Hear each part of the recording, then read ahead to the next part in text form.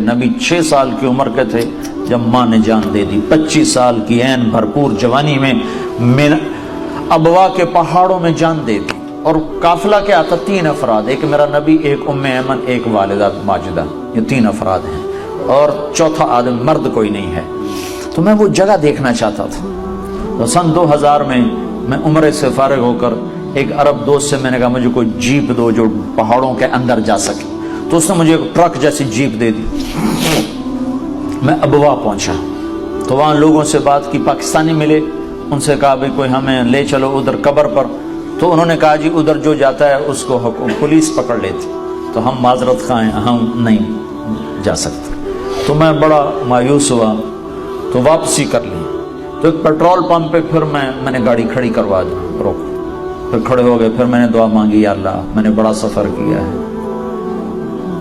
مجھے پہنچا دے وہاں تک. تو ایک گاڑی پیٹرول ڈلوانے آ کر پیٹرول پمپ پہ روکی. تو میں نے جیسے ڈوبتے کو تنکے کا سہارا، میں نے ایک ساتھی سے کہا اس سے بھلا پتہ کرو. تو وہ اس کے پاس جا کر کہتا ہے بھائی آپ کو حضرت آمنہ کی قبر معلوم ہے؟ کہا جی معلوم ہے. آپ ہمیں لے جا سکتے ہیں؟ کہا نہیں، ادھر پولیس پکڑتی ہے. آپ کہاں سے آئے ہیں؟ کہا جی ہم پاکستان سے آئے ہیں. اچھا تمہارا نام کیا ہے؟ کہا جی سلمان. یہ افضل. وہ میں گاڑی میں بیٹھا تھا، وہ اس کا کیا نام ہے؟ ابھی اللہ غیبی نظام چلا رہا ہے. کہنے لگا وہ اس کا نام طارق جمیل ہے. وہ کہا ایسے ہوا طارق جمیل، وہ جس کی کیسٹیں چلتی ہیں یہ وہ ہے؟ ہاں یہ وہی ہے. اچھا اس کی کیسٹ تو میں ابھی اپنی گاڑی میں سن رہا ہوں. کہا میں تمہیں لے چلتا ہوں. انہیں گاڑی وہاں لاک کی اور ہمارے ساتھ بیٹھ گیا. کو 5 کلومیٹر ہم سڑک پہ چلے، پھر اندر اترے اور 5 کلومیٹر اندر، 5-10 مجھے یاد نہیں ہے. ایک تو منزل کو پانے کی شوق میں راستوں کا خبر نہیں تھی، دوسرے راستے تھے ہی کوئی نہیں. پہاڑوں کے اندر ادھر ادھر پتھروں سے ٹکر، جھاڑیوں میں پھنسے، الجھتے ایک تھوڑی سی کھلی جگہ آئی، وہاں اس نے گاڑی روکی. پھر ہمیں لے کے پیدل چلا، پھر ایک پہاڑ پہ چڑھا. اس پہاڑ کے اوپر قدرتی ایک فرش بنا ہوا تھا، وہاں میرے نبی کی ماں سو رہی تھی. جنگل ویران سنسان. 1400 سال پہلے وہاں کیا حال ہوگا؟ 2000 سن میں وہاں حال ایسا تھا کہ میں دور دور تک انسان دیکھ رہا تھا، مجھے نظر کو نہیں آیا. پہاڑ کالے، سورج ڈوبنے کو تھا، تو ادھر افق پہ اندھیرا، ادھر پہاڑوں کی سیاہی، ادھر واقعہ سوگوار. میں نے بڑے بڑے سفر کے، میں بیت اللہ کے اندر 2 دفعہ داخل ہوا ہوں، لیکن میری وہ کیفیت نہیں بنی جو حضرت آمنہ کی قبر پہ میری ہے. ہائے ہائے ہائے، کاش تم دیکھو جا کے. تمہیں اوسلو کی وادیوں میں کیا خبر، تمہارے نبی نے کیا کیا دکھ دیکھے.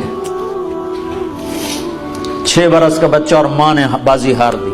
ہارٹ اٹیک ہوا، غالباً ہارٹ اٹیک ہوا، پتہ نہیں کیا ہوا، بچوں کی اچانک موت تھی.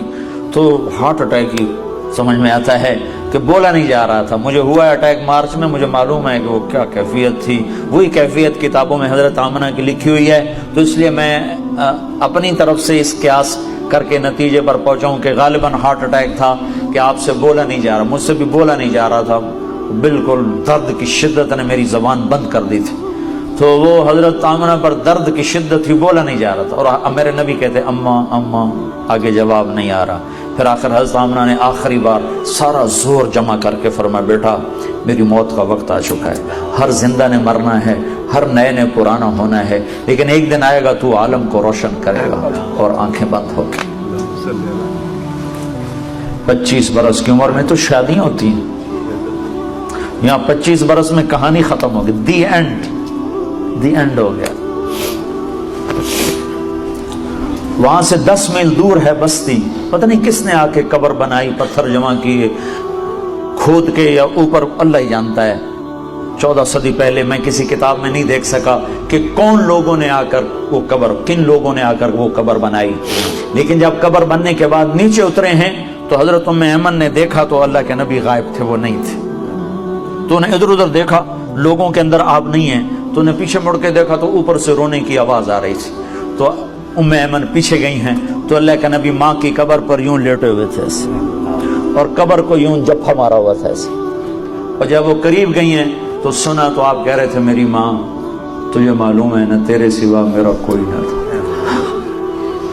ہائے ہائے واہ یا رسول اللہ، باپ تو دیکھا ہی نہیں. 6 سال کی عمر میں ماں بھی اٹھ گئی. کہا ماں تجھے معلوم تھا نا تیرے سوا میرا کوئی نہ تھا, تو مجھے چھوڑ کے کیوں چلی گئی؟ میں تیرے بغیر مکے نہیں جاؤں گا, میں تیرے ساتھ جاؤں گا. یہ ماں سے باتیں ہو رہی اور نہیں پتا کہ یہاں بس مک گئی گل کہانی. تو ایمن نے پکڑا, کہا میرے بیٹے اٹھو. کہا نہیں ماں, یہ بھی ماں ہے, انہوں نے بھی دودھ پلایا. میرے نبی کو 8 عورتوں نے دودھ پلایا ہے, ان میں ایک ایمن بھی ہے. تو کہا نہیں اماں مجھے چھوڑ دو, میں اپنی ماں کے بغیر نہیں جاؤں گا. زبردستی کھینچا ہے اللہ کے نبی. ہائے ہائے, میں نے یہ قصہ ہزاروں دفعہ سنایا ہے, ہزاروں دفعہ, اور میں ہر دفعہ روتا ہوں.